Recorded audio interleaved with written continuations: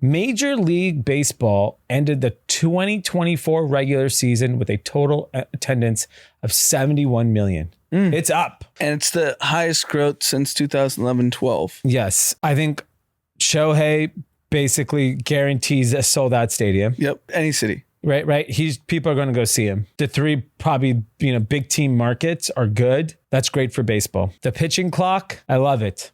Yeah, it shortens the game probably by 30 to 45 minutes. Yeah, and I think it's also a lot more exciting because you're getting a lot more action. So the purists hated it and whatever, we're talking shit about it. The people that run these leagues are very smart. Major League Baseball obviously hit the lottery with Shohei because he's also young. And he's incredible. He's incredible. Like the guy was a pitcher and he just decided to hit home runs this season. And steal bases. And it's just like unbelievable. He did something that no one's ever done in MLB history. Yeah. So I think like that's exciting. And by the way, like 9 months ago, he was the biggest gambler in the world. Yeah, 321 million. Yeah. No one cares. No one cares. Cash. Ladies and gentlemen, group chat. Cash. It's $1 trillion. Hot. All right, Kathy's. We are back. We took a break. Where you been? I've had a crazy travel schedule. So I was in Austin last week and I ran into some Kathy's, which was really cool. There's actually a lot of Kathy's in Austin. And one has a Bitcoin business fund, actually. He wants to pitch you. Okay. But you invest in Bitcoin. That's how you actually invest the money, not cash. So I'll set up an intro. Okay.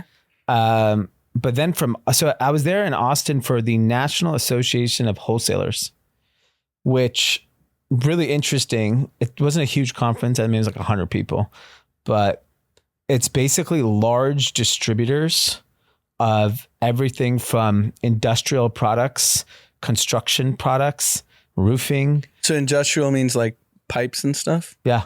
Fasteners, lumber, power drills, and then just broadly speaking, B2B distributors. And so really fascinating industry. These businesses are huge.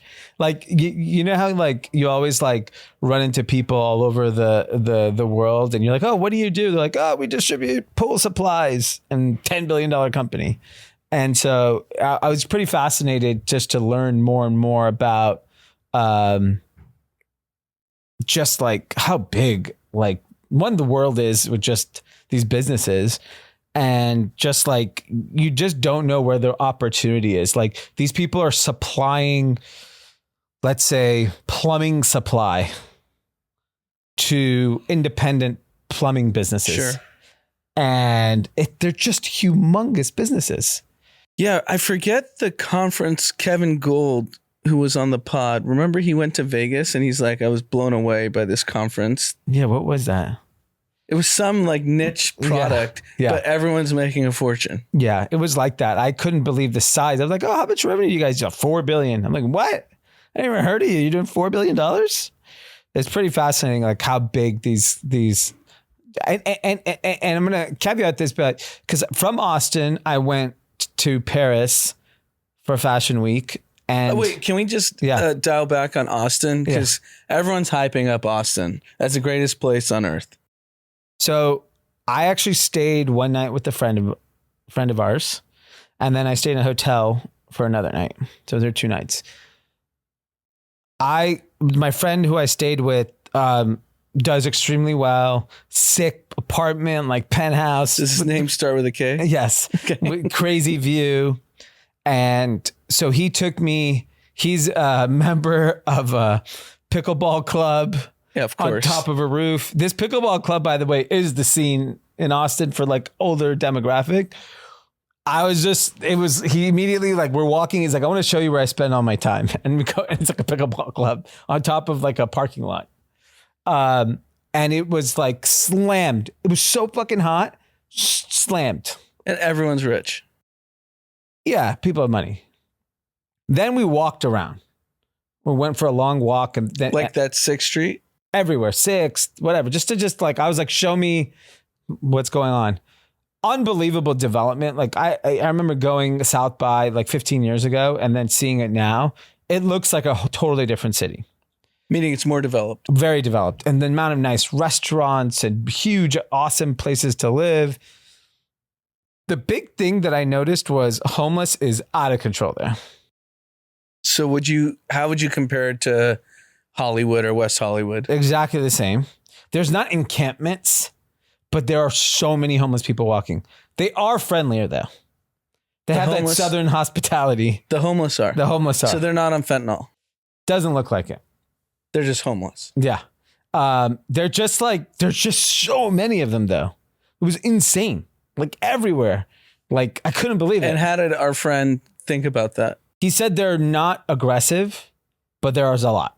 Like it's not like this is like some clean, free city of homelessness, which I had heard there was homelessness in Austin. I just did not. And this is in downtown Austin. So obviously downtown is like a different vibe than the suburbs are. I'm sure suburbs don't have any.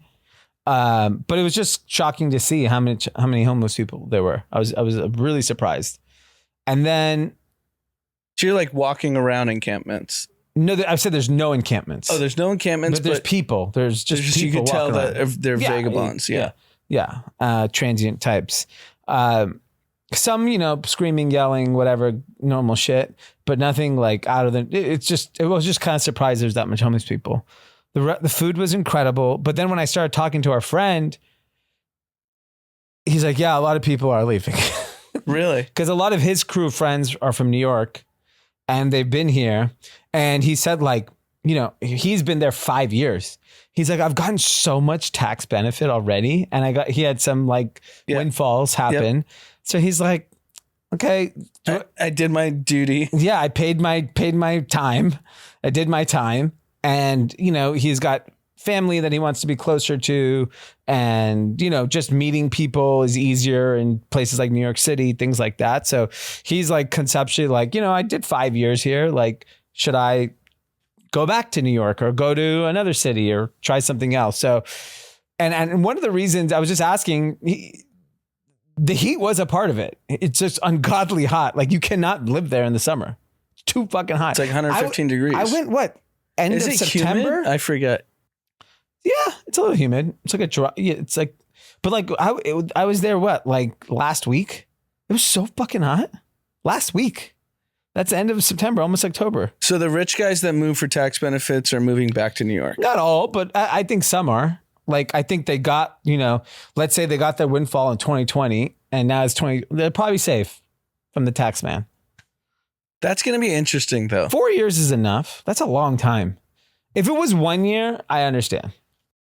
Yeah. I'm just curious how the states are going to view that. Yeah. I think different states view it differently. California, he said, is the most aggressive on it. I think California is coming after everyone. Yeah. New York, he said, is not as aggressive. So, okay. So Austin, I know real estate's falling off a cliff there. I think in the outskirts, not in like the best parts of the city. It doesn't like people who have, if you want a house on the lake and all that stuff, I think it's still very expensive. I think like some of the areas got overdeveloped and those areas are probably suffering. It didn't feel like the economy is hurting in Austin. Like the restaurants were pretty packed. There's like a lot of conferences coming through there. And I think the weekends are generally very busy with young people, with college students and bachelor parties. And, but it's fun. Like it's a nice town and like, it's great. I think the weather does have a significant impact on people, especially people from like places like California. Like it's such a different climate in those 4 months in the summer that it's hard probably people to be like, should I? I mean, I saw our friend's Instagram. He wasn't in Austin this summer. No. He was in Europe the whole summer. So we'll see. So speaking of Europe, so I go Austin to Paris, very different conference. This is Paris Fashion Week. It's really funny. So I had a lot of meetings with people who are based in France, in Paris, and French brands, French retailers, French distributors, French traders. And I was like, talking to one of them, I'm like, why is it still crowded? It's October. it was slammed. Everything. Outside of Fashion Week, people. Yeah, just outside. I mean, it was fascinating. Josh and I were at lunch one day, kind of near the Rosewood Hotel. It's like a very nice, but touristy hotel. And there was an American couple, and we were overhearing them. Or no, it was two older women, like a Thelma and Louise vibe. Like they were like living their best life, and they're older, and they end up asking Josh, like, "Hey, this is our first time in Europe. Do you tip people here? What do you do? We just got off the airport. We don't know what to do." And I'm thinking to myself, I start paying attention to everyone in Paris at the airport and just everything. It's all boomers. There's no little kids. Obviously, everyone's in school. There's no college kids. Well, they have grandkids. They don't have to take care of them anymore. Yeah, that's what I'm saying. It is all boomers spending that 70 trillion that they got. 90 trillion, even more. It was insane. Everywhere I went, I know it was like American boomers. Basically, this boomer generation, that is a new cohort of travelers. Yeah. Think about it. 30 years ago, a 70-year-old wasn't going on a vacation to Paris with her best friend. That was not happening. Yep. Like, think how much our mom travels, right? She went to Banff and this and that and India and going all over the world. And so I start thinking about it. I'm like, no, these places are never not going to be busy, because you have a new group of people that have entered who are healthy, feeling good, rich as fuck, and want to enjoy life. They don't want to spend their last year sitting at home reading a book. And I was just like, even on the plane back, I'll tell you the rest of my trip, but like on my plane back was an Indian lady. Her and her husband were on vacation in Italy, going on a trip. And they were like, yeah, we went here, we went there. Next week we go to India. Our kids are out of the house. Their kids are in 20 something. And I was like, fuck. And then I looked to the right of me was an elderly Asian couple. Also, I was overhearing. They went here. They went. The whole plane was American people over 65 living. Because these are things they never were able to do 30 years ago. No. And now they're like, hey, it's really like opening the seal. And I talk to our mom about this all the time. Yeah. Because, she's got money. And I'm like, why don't you just like go with your friends and go to Italy, go to these countries you've never been to, and just enjoy yourself. Yeah. It's like, now we have kids, so it's not like easy for us to like leave with her. I would love to go with her. Yeah. But it's tough. Yeah. And it's there's like she has like a little like obstacle mentally to get over it. Well, I think you just got to find a friend. Like, so we saw this elderly couple, like, I mean, two friends, two women, probably like late 60s, early 70s, and their first time in Europe. And what's interesting is even Josh and his wife brought their moms first time leaving the country to Europe. And this French lady I had a meeting with, I was like, so fucking crowded. And she's, chain smoking. It's a fucking museum. Paris is the world's museum. She was just basically saying like where can you go and experience this? And like if I were to pick of all the cities in Europe that you should visit, it's 100%. It's Paris. I think Paris and Italy has a ton of cities that would be I think great. Italy has a lot of cities, but like you have to go to a lot of places. Like you go to Rome and spend a week there. Yeah, I mean, as a tourist. Yeah, the problem with Rome is like, I don't find Rome to be convenient. Paris has for example, if you're a vegetarian and you only want Indian food, you could eat that in Paris, right? You start going out into these other cities in Europe, Paris is so touristy. Like any cuisine, like it's half the people are Chinese there anyways. Like you want Chinese food or Vietnamese food or vegan food or whatever you want. From a diet perspective, it's really easy. The whole industry is based off of tourism, right? Like museums and transportation. And so whether the French like it or not, they've accepted that this is what we do. And so I think it was like really, really interesting just watching because I was there this summer too in Europe, and it was all kids, right? Like younger or people with young families there. And now it's all boomers, but money for the first time spending. Yeah. And by the way, the first time they go, like they'll spend this much. The second time they'll spend more. The third time, yeah, they'll get hip to game. Like, oh, why didn't I spend more to get this hotel? Exactly, that hotel's nicer. Yeah. Why didn't I get this car service? Why didn't I buy this bag? And why didn't I go to that restaurant? I was talking to older people just throughout the trip because I was basically traveling by myself. These people are spending money. Oh, I got this bag at Bottega. I went to Dior. They're not here to just take pictures of the Louvre. Yeah. They're there to spend money. It's unbelievable. The boomer wealth is out of control.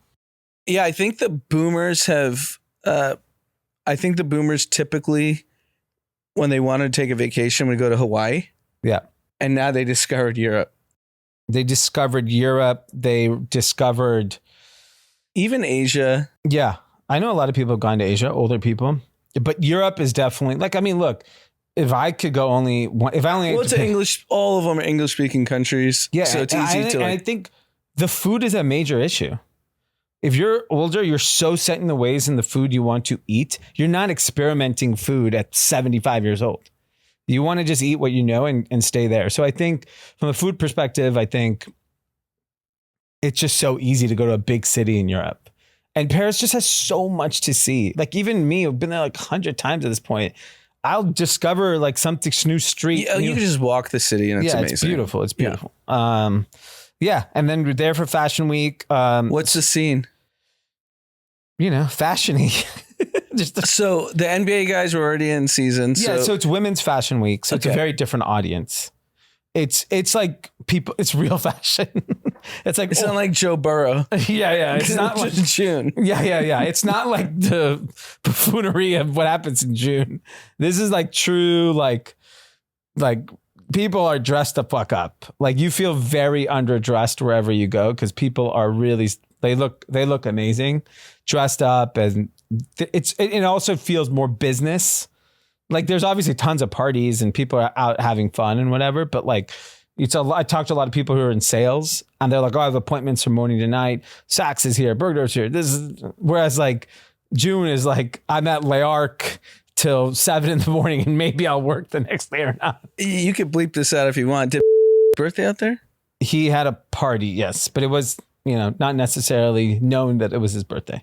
Because I saw it was posted that it was his birthday. Yes. So, and I've been talking to one of the people that works with him. He was like, I'm out these days. Yeah. I was like, I figured, I connected the dots. So, Forward hosted a Fashion Week party. They had all of the people, partners they work with. So I was there. Great party, great time. But yeah, I mean, look, it's a great way. And, so many people from LA and New York are there. It's just, I'm running to everyone on the street. Yeah. Just wherever, while we're walking, just people we work with. So that was great. And then I went to another trade show. It's basically a travel show focused around the duty-free industry. And it was in Cannes. My God, what a different world it is from the Austin distributor conference that I went to. This is like... Have you listened to the business breakdowns of the duty free? No. Like business? Yeah. It's like the greatest business of all time. I noticed because I saw how rich these people are and why it's in Cannes. So I get there, and what's funny is the first night there was like some party, and we went. Ken, shout out to Ken who listens to the pod, takes us around, and he lives in Dubai in the Philippines, and he's in this industry, beauty, fragrance, retail, and we all went to some party like the conference throws, and I'll tell you, like, I have not been to a party or event where I did not know half the people in so long. I walked this thing, I didn't know one person. And Sachin, who works with us, was in Cannes too. He didn't come to the party, but I was like, the next day I was like, we don't know anyone here. This is going to be tough. Like, we're starting at zero. We have to go and like build relationships and earn trust. And then we could do business with these people. And by luck, Sachit's dad grew up with someone who had a booth there, and he starts introducing us to people. This guy. Can you explain duty free? Yeah, because people don't know. If you've ever been in an airport, there are these duty free shops, and it's basically these goods are free of duties, so they're generally cheaper. No customs. And so it's a great opportunity for the consumer to get a good price, and brands love it because being in an airport, a cruise, a port city, that's usually typically high income audiences, people that are very brand centric, and it's an incredible distribution channel. Like the duty free industry is massive. So if you travel internationally, specifically Europe and Asia, when you go through security, you walk through duty-free shops. Yes. They're baiting you into like buying a perfume, liquor, or whatever. And in Europe, part of the reason why so many people love going to Europe, Americans, is to shop. Mm-hmm. Because you get the VAT back, which is the duty on the goods. So like if you go to Dior and you buy a bag, not only is the Dior bag cheaper in Europe because it's made within the region, you get like 15% back at the airport. So this idea of like the entire duty-free industry, it's mainly like beauty, like fragrances, cosmetics, like that. And liquor. Liquor's huge. That's probably half the store, half the show too. Everyone's just getting hammered. They're just giving samples of every liquor. Yeah. So if you're a liquor buyer, you have to go in. I'm literally watching these people. It's like 10 a.m. and they're like, oh, this is our new flavored gin. And the guy's like, oh, it's so good. But it was interesting because like, the reason why I'm really telling the story, it's how important life is about relationships. And we went there kind of blind. We knew like Ken, we knew a few other people. We have partners in Italy. They were there. A few other people that we knew were there. But within like the first night, I was kind of bummed out. I was like, damn, this is going to be a waste of a trip. Like we need to be here for a week to meet everybody. But the next morning we're having lunch, and luckily Sachit's dad's homie introduces us to like 5-6 people, and the trip was unbelievable overnight. Can you explain to me the conference like specifically? So these are brands that want to sell to duty-free airports, duty-free stores and distributors. So for example, so give me a brand and what are they trying to accomplish at the conference? Okay. So like everything, Tom Ford, Estee Lauder, L'Oreal, sure. These brands are all present there. And if you're a smaller brand, you're there because you're hoping that the W.H. Smith, which if you've ever seen a W.H. Smith, they're in airports all over Europe.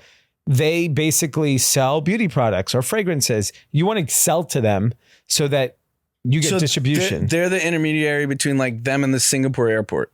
Yes. Right? Yeah. Well, there's a retailer. W.H. Smith is a retailer that sits inside of airports and or duty-free shops or travel shops, if you want to call it. Okay. And so it's like the travel industry's retail is there to purchase goods from brands direct. And within that, there's a lot of people that are distributors. So like when you're an American brand or a French brand and you go to China, most brands don't go and set up operations in China. What you do is you go to a distributor, to someone in China that already sells other beauty brands that look like yours. And then they're able to help you sell into the market to retailers. And so there's a lot of distributors. That's what our friend Ken is. Ken is a distributor in the Philippines. So if you want distribution in the Philippines for a well-known fragrance or cosmetic, you go to Ken. Otherwise, you don't get into the market. Singapore, yeah.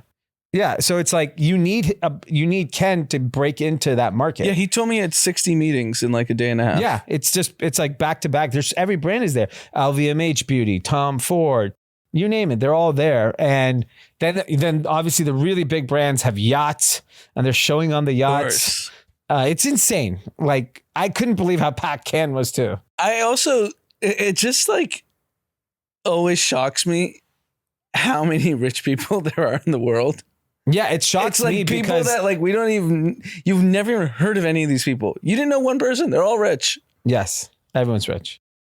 And we just only Like hear about the hot hotel for the show was the Majestic. It was like $4,000 a night, something absurd. I paid €400 for a shit box. Yeah. Not near, no view, no air conditioning. That's tough.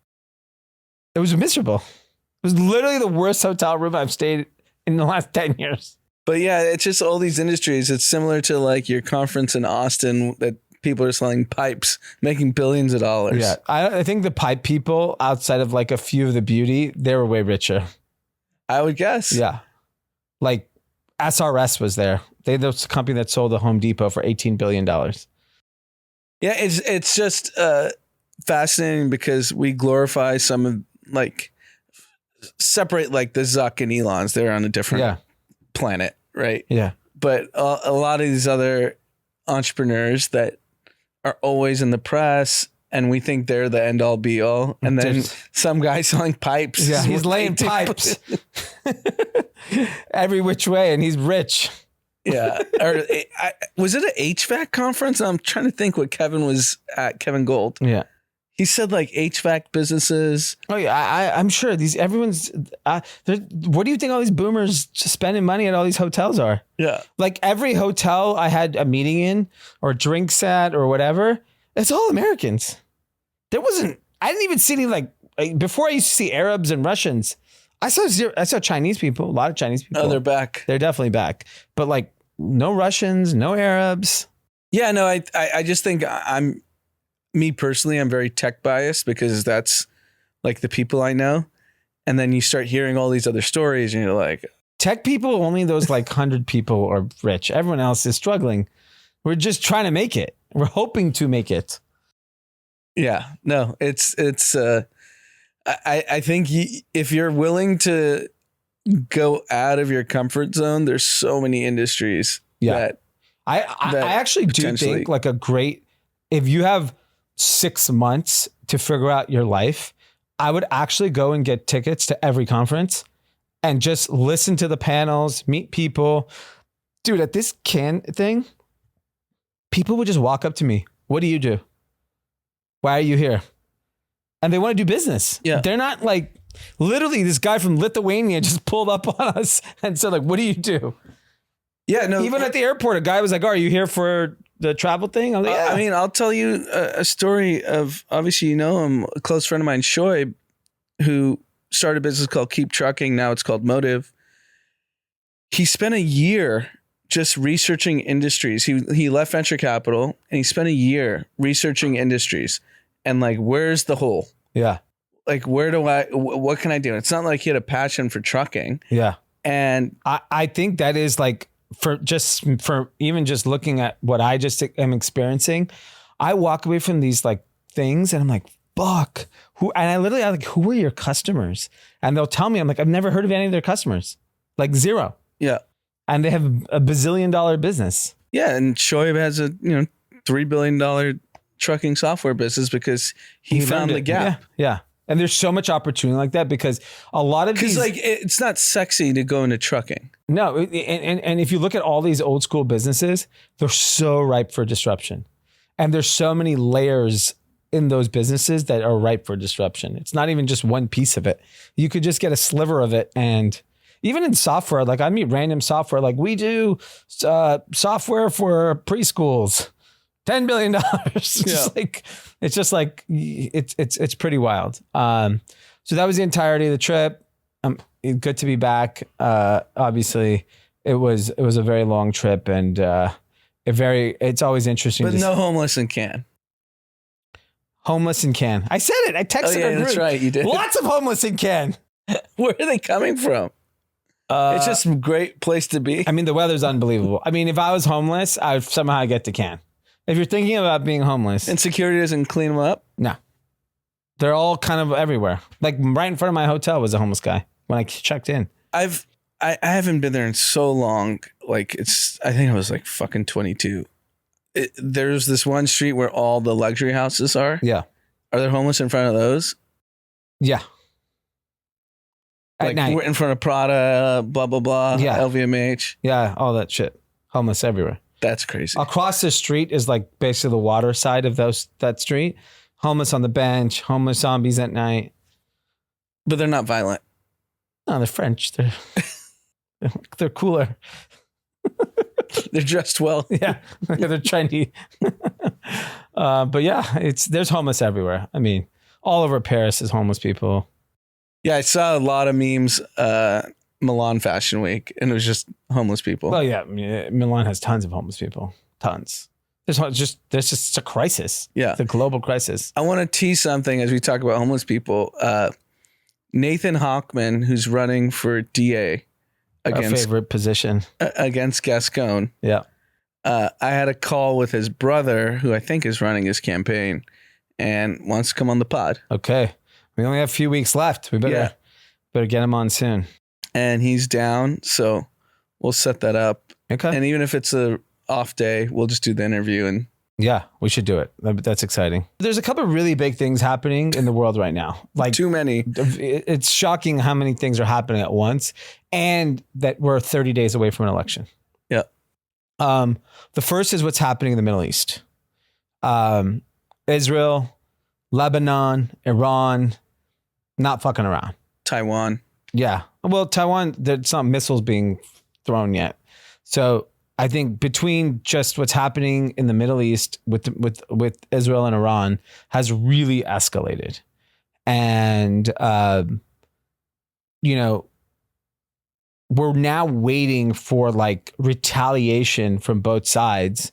And, I've been reading a lot, and part of it was, Israel obviously attacked Hezbollah, and that caused Iran to went on a pretty aggressive attack.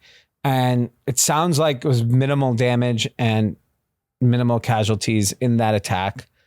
And I guess the way that it's being portrayed in some of the media is that the US said, it's okay, you can retaliate, but like you can't retaliate too aggressively.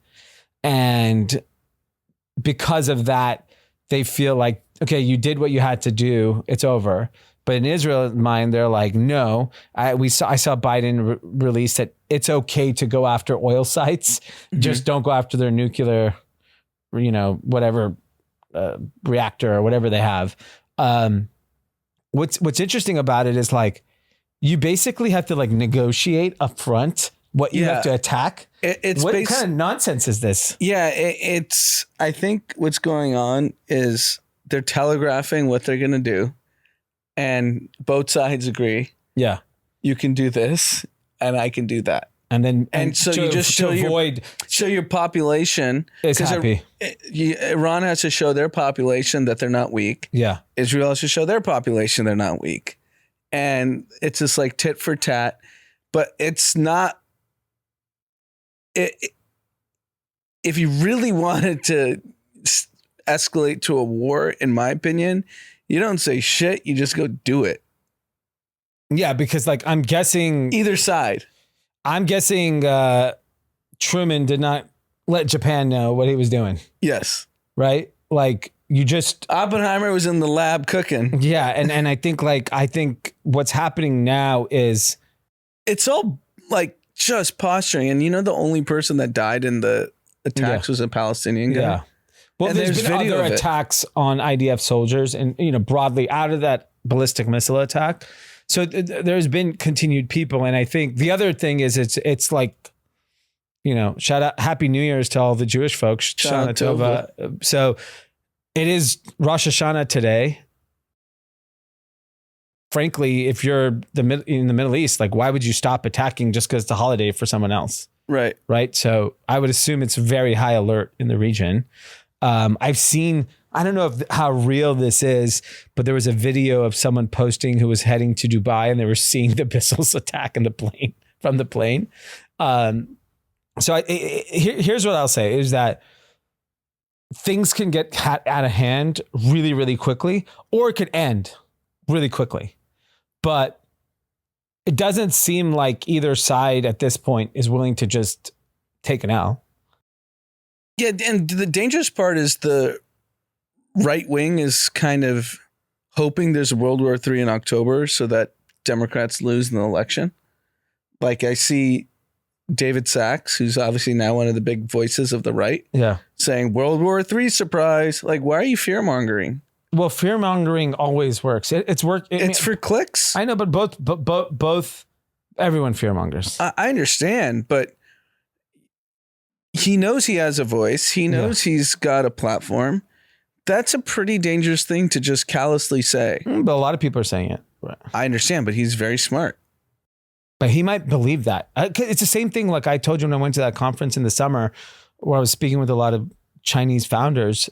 All they were talking about was the potential war with America and Taiwan and, China. Like there are people that have a very different view on the position that like we are that close. No, but the point is, I know what his intention is to move people to the right. Sure. Like it's clear. Yeah. He says it. Yeah, of course. It's good marketing. Fear is the best marketing. What's better marketing than fear? Of course, Democrats want to instill fear. They're saying Trump is going to be an emperor. Yep. Like that's the fear that this guy is going to stay in office. I think World War III is a little more dangerous of fear mongering than Trump being a dictator. Not if you talk to a super leftist person. They think Donald Trump is the most dangerous person on earth. I believe they do, but I know it's not possible for him to be dictator if you think about it logically. Some people, but I'm just saying like you could go take the other rationale to it where people could say the biggest fear in the world is Donald Trump or the biggest fear in the world is World War III. Yeah, and I don't think you'd be wrong saying either things. Like you could be right. Who the fuck knows? At this point, all bets are off on what reality is. Like you don't know what the story of what's really going on, why it's happening. I mean, at this point, everything is a conspiracy. Everything is calculated. You're telegraphing what you're doing to the other country. And then it's just on Twitter. Yeah. Biden said it's okay to bomb this. The Lebanon, Beirut, I have a close friend who was from there. Yeah. And he was there 4 weeks ago. And I think he was there for a wedding or a birthday. I forget. And this is when the bombing started in the south of Lebanon. Yeah. Where they're going after Hezbollah. Yeah. And I started hitting him up like, yo, you all right? Because I knew he was there. And he's like, oh, yeah, they always go after the south. They're not coming after this part of Lebanon. I'm fine. And like he'd send me pictures from like restaurants and like he was out and about. And then thank God he left and he went back to London, I believe. And then they started bombing Beirut. Yeah. And he's like, that was 3 minutes away from my house that I was staying at. Yeah. And he's like, no one thought that it was that was possible. That's my point is that I know it sounds crazy, the World War III statement, but like, we don't know. Look at the people in power now, right? Like around the world, they all have an axe to grind. Every single one of these people, they're trying to leave legacy too. Yeah. They're not just thinking about the well-being of their country. They're thinking about their legacy and what that means. And some of these people are crazy people. And so they will do whatever it takes. So we'll see. I just pray that like it just stops. I hope we can just de-escalate. That's all I care about. Yeah.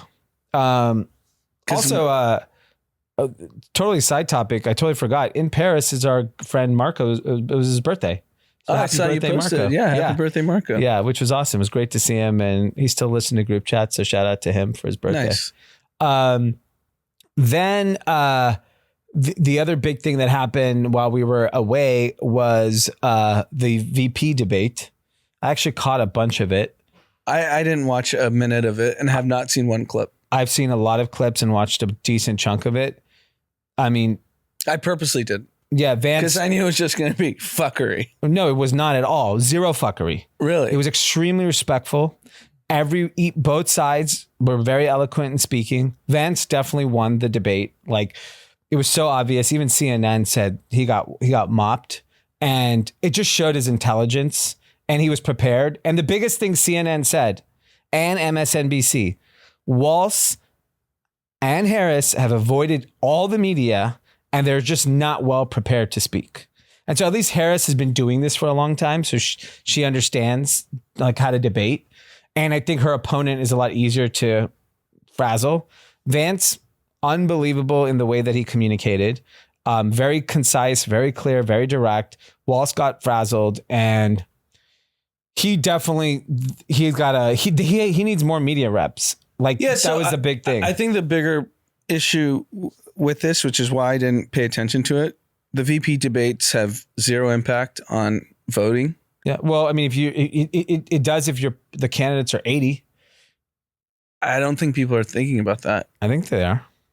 I think it was. I think it gave him a bump. I think even right-wing people who I follow on Twitter that had the same view as you, they were like, "Yeah, he won, but it literally doesn't matter." Yeah. I mean, yeah. I from what all the polls, the polls are still. There's left-wing people who say Walz won. I mean. Yeah.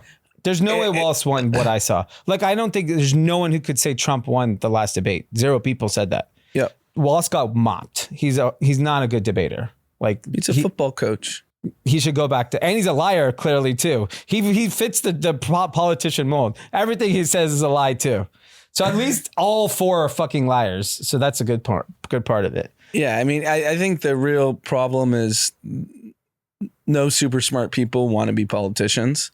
So you just have like a race to the bottom and talent. Yeah, I don't know. I think they're smart people.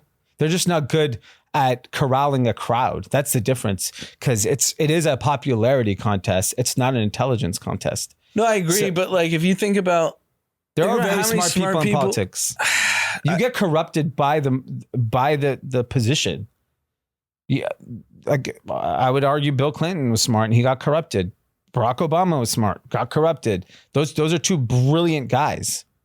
Yeah, I'm saying the new generation. I think JD Vance is fucking smart. You may not like what he has to say, but he's not dumb. No, he's not dumb. He's not dumb. I don't agree with anything he says, but he's not dumb. Yes, that's what I'm saying. Like he also like got rich and was just like, fuck it, I'll go into politics. He's not rich. Do you see how much money he has? He has no money. He's not a real VC. From the Peter Thiel. Yeah, they're just backing him. He's not rich. He's got like $1 million.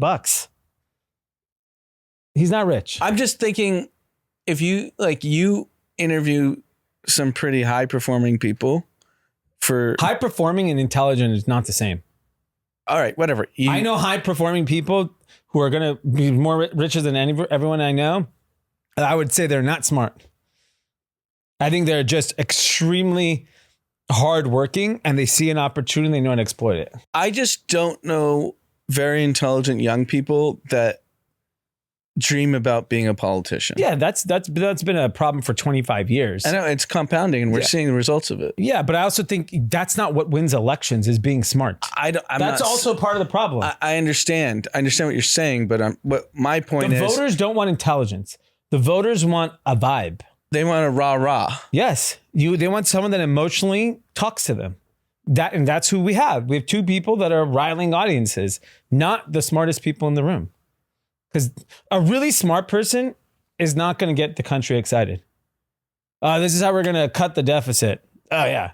Who gives a fuck?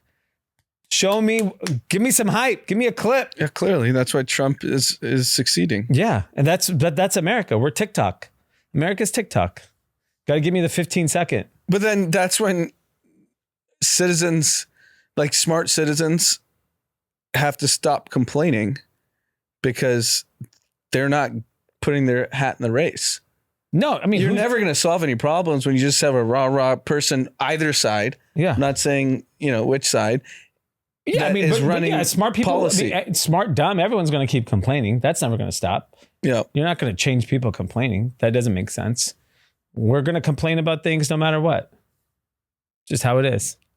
The other big news story that happened was we had previewed this last week, that there was a potential strike on docks on the East Coast. So these are docks from Maine to the Gulf, and they went on strike on Tuesday.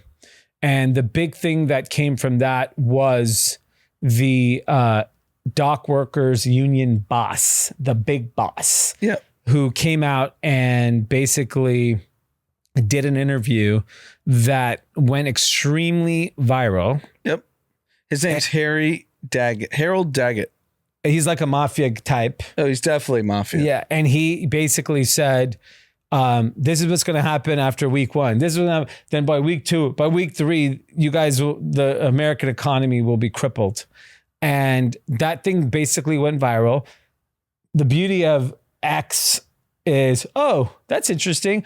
We're going to look into you. So all these reporters started figuring out who this guy was. And turns out he makes $900,000 a year, lives in a mansion. $728,000. That's in the front door. Yeah. The back door, he's making money because look at what he has. He has Bentleys. Is a Bentley. He's got a yacht.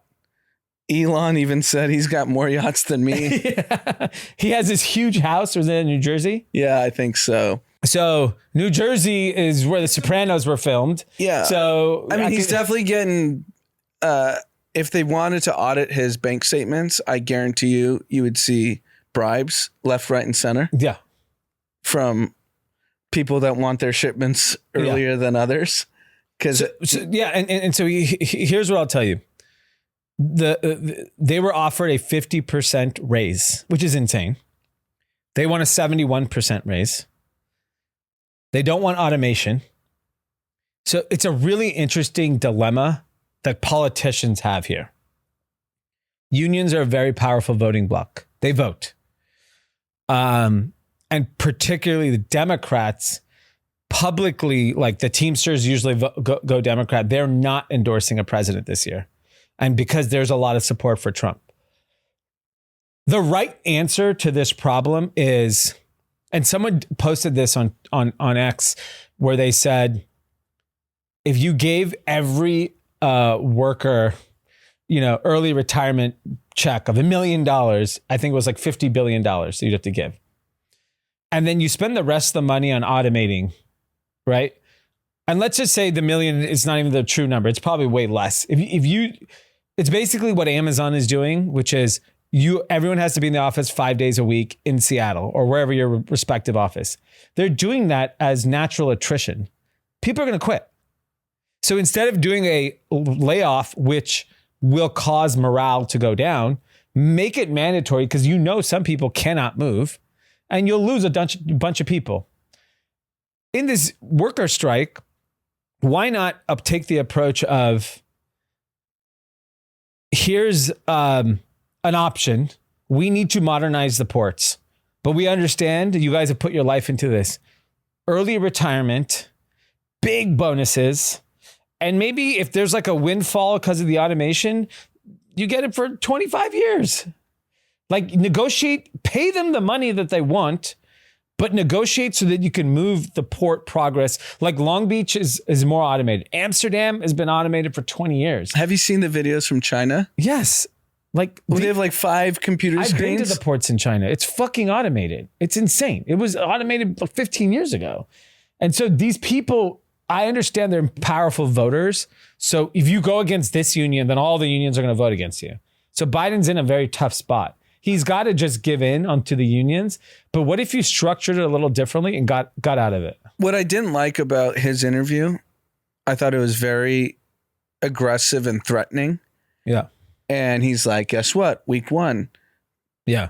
Goods aren't coming in. Week 2, everyone's losing their jobs. Week 3, construction people are losing their jobs. Guess what? We control all this. You are a mob boss. Yeah. Because you're talking about tens and tens of billions of dollars, and you're telling the American public, F you, I'm not doing this until you meet my demands. And you're the rich guy. Yeah. It played poorly because I think they're going to investigate him. He will be indicted for some sort of either civil or criminal charges. He might, but we know how powerful these people are. You don't think he got some tapes along the way? Some Diddy tapes? Yeah. You don't just get to that power. Jimmy Hoffa, do you remember? Do you know who Jimmy Hoffa is? Yeah. What happened to him? Yeah. But he was at one point one of the most powerful people in America, and he ran the Teamsters. Yeah. A guy that ran a union was one of the most powerful people in America. So I just think these people don't get there by just being really smart.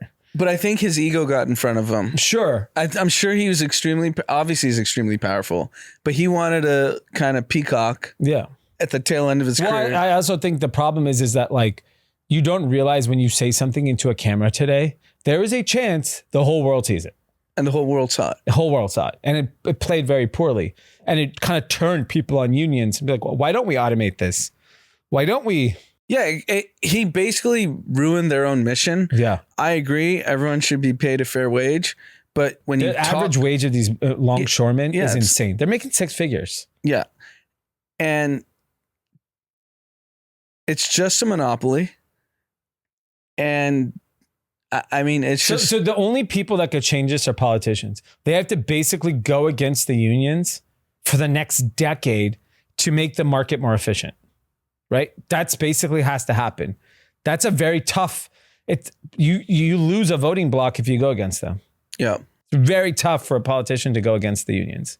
So it's a really interesting problem to solve. The first piece of news of 2 topics we'll cover before we head off is... Major League Baseball ended the 2024 regular season with a total attendance of 71 million. It's up. Major League Baseball attendance is up. And it's the highest growth since 2011-12. Yes. My perception of it as just a very casual baseball fan, I'll watch now, playoffs started. I think Shohei basically guarantees a sold out stadium. Yep. Right. Anywhere, any city. Right. People are going to go see him. I think the Dodgers being good, the Yankees are good, Aaron Judge and Mets are good. The 3 probably, big team markets are good. That's great for baseball. As someone that went to a baseball game this season, the pitching clock, I love it. Yeah, it shortens the game probably by 30 to 45 minutes. Yeah, and I think it's also a lot more exciting because you're getting a lot more action. So I remember when that pitching clock came into play, it was the purists hated it and whatever, we're talking shit about it. The people that run these leagues are very smart.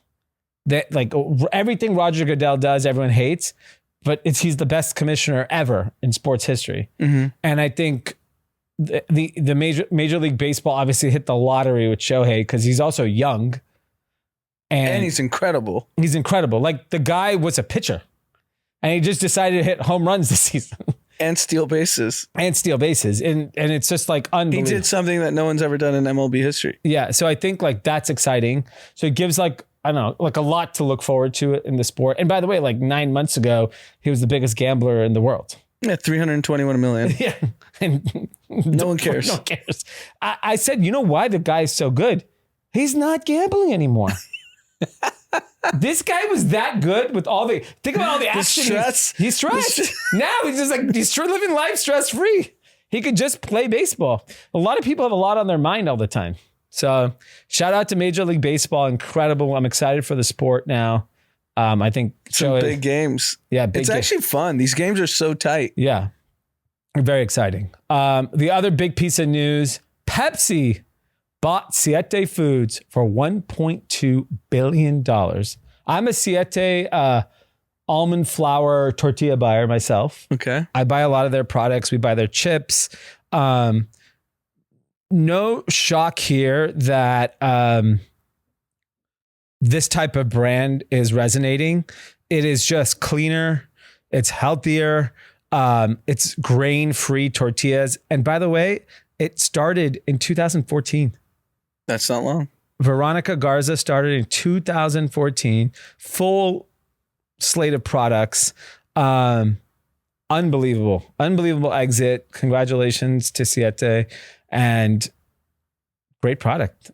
I'm just like, the big food companies are making the bets now that things are changing in terms of the health of people. Let's do some quick shout outs here. The first is from Jaywin, New Jersey. Drama has been showing up more than D lately. Fuck you, Jay. I mean, he explained it at the top of the pod. Yeah, I've been working, bro. The next comment from YouTube, I think it's Safari AD. My only question is, did he or didn't he? Whether he did or not, Drama's commentary on the situation is great content. The Diddler's content is just escalating by the day. The stuff that keeps coming out. Yeah, now there's like, I mean, who knows if this is all trolling fake, but now they're claiming a 9-year-old was involved. Yeah, that's bad. Very bad. I could tell D was out a minute into the show because no one was interrupting his little brother. Good cast, guys. Fuck off. Shout outs. I have a shout out. Okay. So someone that has like DM'd me before, her name's Rena. Her Instagram is live so sweetly, LIV so sweetly. She randomly donated $2,000 to Mav's GoFundMe for UCLA research. And I don't know her. Wow. And then we started DMing. She's like, yeah, that's my anonymous donation. And her son was going through something. And she said the only thing that she was like, in a rough spot. And she started baking and creating cakes and started a whole business. Wow. And proceeds all go to charity.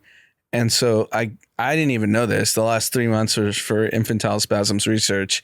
And then she just donated the money. And then we've just been going back and forth. So shout out to you. That's incredible. God's work. The next one from Jeremy Miller. Shout out to all the people who are and will be working hard to help with all the destruction from the hurricane. The pictures and videos are devastating and can make myself feel helpless and wondering how I could help. And it made me think I can help by simply being a kinder, more helpful man in my day-to-day life. Even though I'm hundreds of miles away, I can let this storm impact me in a way that it makes me want to check on in my neighbors, family, and friends. I think we could all come together and be better in hard times together. Devastating what's going on down near the Carolinas. Has it gotten better? I feel like the hurricanes calmed down, right? Yeah, that stopped. It's just more of like destruction. People are still lost, displaced. And, it's still pretty bad. From Seymour at 95. Shout out to my wife, Ricky Victoria Lopez, for letting me listen to the group chat pod, even though she doesn't really like D. Also, Team Harris for president. Let's go. I'm not going anywhere, guys. From Julie. Shout out to my lovely husband and best friend, Joseph, who is spending 2-ish weeks alone at home, grinding away at our new business while I left to visit family in my home country. Miss you, babe. All right. I know traveling is tough. I'm dealing with it right now. Lastly, we've always been very transparent with everything going on in our lives, whether it's personal or business. And we got some horrific news on Tuesday that basically one of our, I would say, closest childhood friend passed away at the age of 44.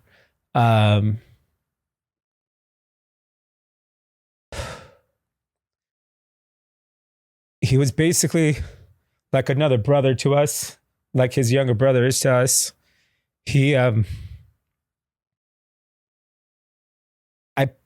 I spent so much time with him from age probably 11 to 18, nearly every single day. 5. I've known him since I was 5. So I'm saying like we started playing sports together at like 6 or 7 years old at Northridge Park. Yeah.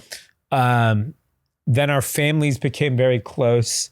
We lived right near each other for many years. Like the influence he had on me. I mean, I watched Seinfeld because of him. Got into football because of him. We drifted apart after college. He went to school at Michigan and came back. We were, slightly different people. So we were not as close as we once were. But his brother, his parents were an integral part of raising us. And it's just very tragic. Yeah. And sadly, did not get to spend time with him the last 5 years. And COVID really had a lot to do with why we didn't get to see him, and a lot of people, including him. And this is just a result of kind of things we do not have in our control that have a major impact on our life. And, someone like that, the last kind of 4 or 5 years, I've had to be really focused on work because of just some of the challenges I personally had faced with work, and I had to like put my head down and just, I'm in that phase of my life where I don't have the luxury of seeing a lot of loved ones, and it just makes me really sad that I didn't get to spend time with him. And he was such a important part of my life. Yeah. So just for context, like him, his brother, D, and I pretty much did everything together. We'd bike to the baseball card store. We'd play tennis together. I mean, he was my tennis partner in high school.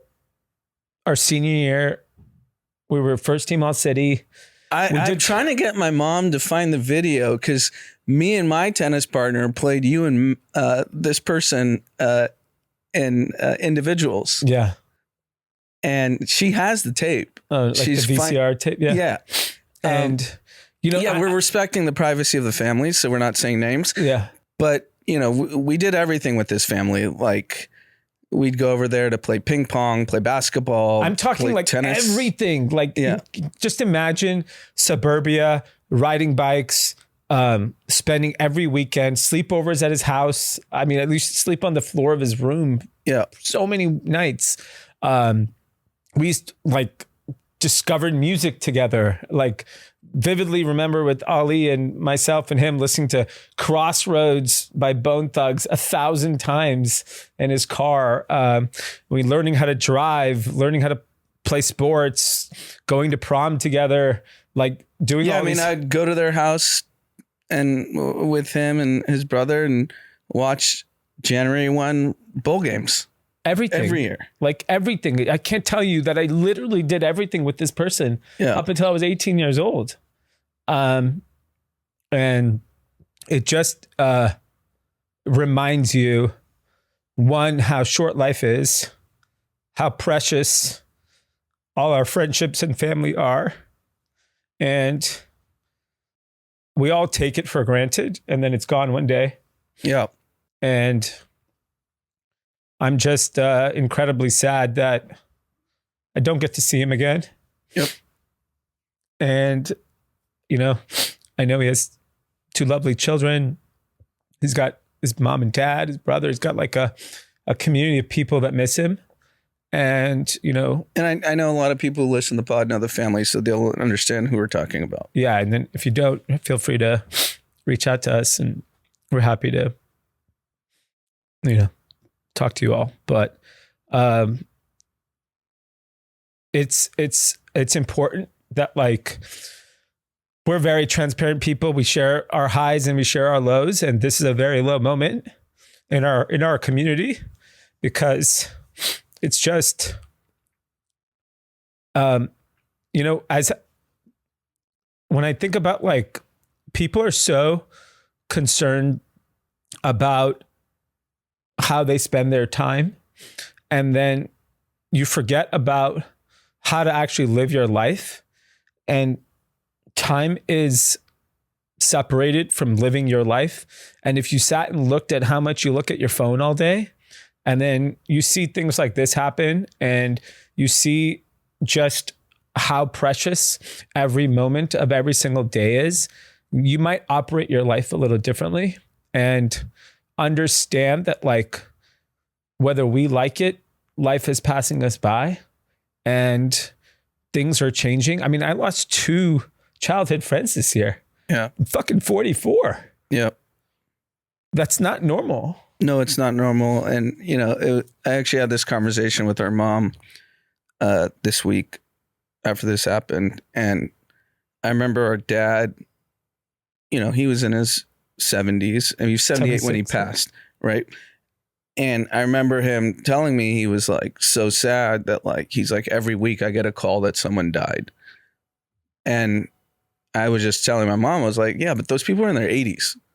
You don't hear people. You shouldn't be hearing about people in their 40s dying. No, you shouldn't. And she's like, yeah, you're right. Yeah. He goes, yeah, we know at that age, those things kind of become like, part of life. But yeah, this is tough. It's, sadly, a skill that I've I've learned from with our dad passing is how to mourn and how to grieve. And a lot of it is like reflecting on all the good times. Yep. And I really cherish all those memories. It was so impactful, like who I am as a person, like how I talk, like I'm sarcastic.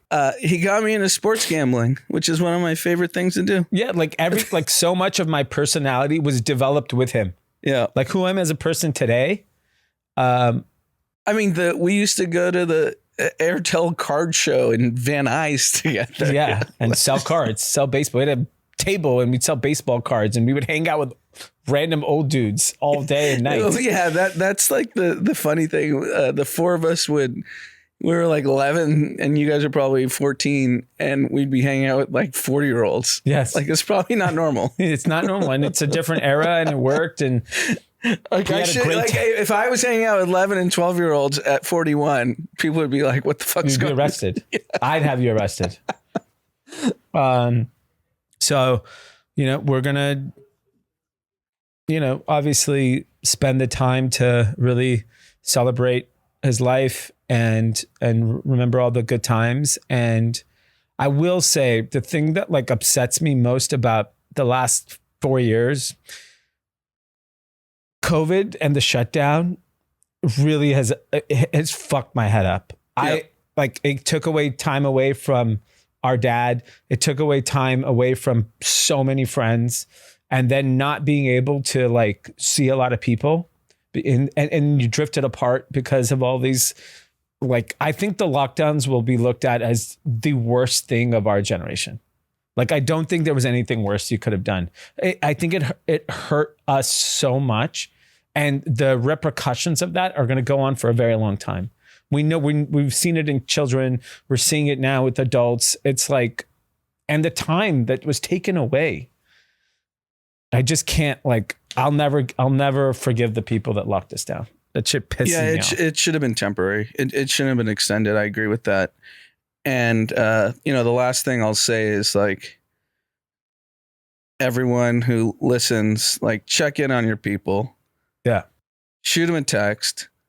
I posted a tweet and an Instagram. It's from my favorite show, Pat McAfee. He ends every hour. Be a friend. Tell a friend something nice. It might change their life. Yeah. We all have to be better at that. I used to be an incredible communicator amongst my friend group, and I've just, no pun intended, gone ghost to just focus on myself. And I have a lot of guilt over it because I haven't gotten time to spend with people. So yeah, like our friend Terj, one of our closest friends, he says every morning he picks 5 people to reach out to in the morning. Yeah. That's a great habit. Yeah. And, his network is fucking crazy. Yeah. You can do 5 people for the next 10 years and won't get through everyone. Yeah. All right, Kathy, sorry to end on a somber note, but please take it as inspiration to reach out to your friends. And what's funny is what you don't realize, oftentimes you probably have spent more times with your friends than a lot of family members. Yeah, for sure. No question. Like I think, I don't know, outside of you, who did I spend more time than? It was him. Yeah. Like, and I would probably in that era, I spent more time with him than you. Mm-hmm. Right? It was more that we slept at the same house, but actual physical time from morning to night, I was with him. Yeah. No, I totally agree. And check in on your people. That's my only advice. Yes. All right, Kathy's, have a great weekend. Stay out of the heat if you're in LA. See you Sunday.